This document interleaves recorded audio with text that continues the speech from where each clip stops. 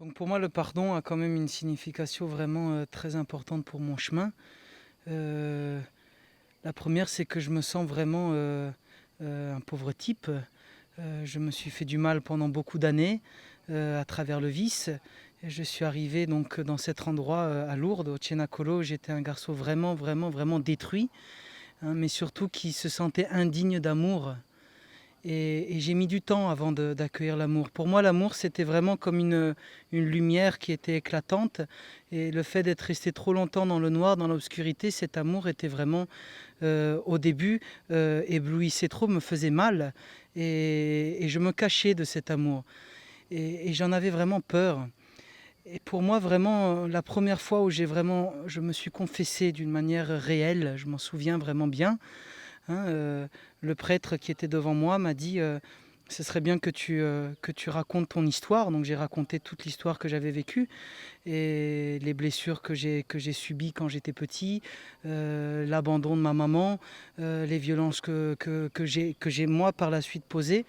Et je me souviens que ce prêtre, il m'a demandé quelque chose d'assez particulier. Il m'a dit maintenant, tu vas demander pardon même pour les blessures que tu as subies. Alors je lui ai dit, mais pourquoi?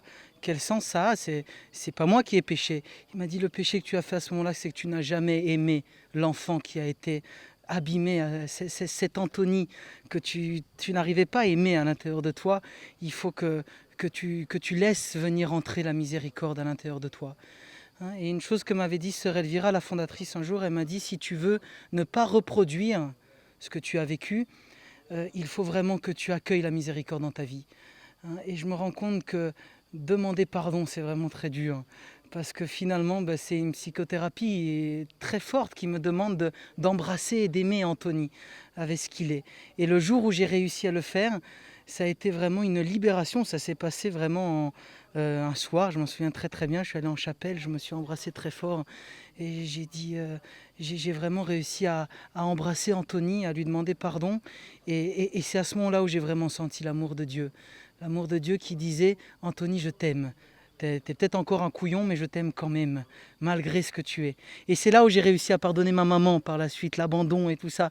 Parce que cet enfant abandonné que je haïssais avant, du moment où je l'ai aimé, je me suis rendu compte qu'il avait des dons, qu'il avait des charismes uniques et qu'il avait plein de choses à m'apprendre. Je suis parti 3 ans au Brésil, je me suis occupé des enfants des rues. Je me suis rendu compte que j'étais riche grâce à mes blessures. Et c'est là où j'ai réussi moi, par la suite, à pardonner les personnes qui m'ont blessé. Elles m'ont blessé, mais finalement, elles m'ont aussi donné un trésor. Hein, ce trésor que, grâce à ces blessures, je sais que je suis fragile, je suis pauvre, mais je me sens extraordinairement aimé par le Papa du ciel.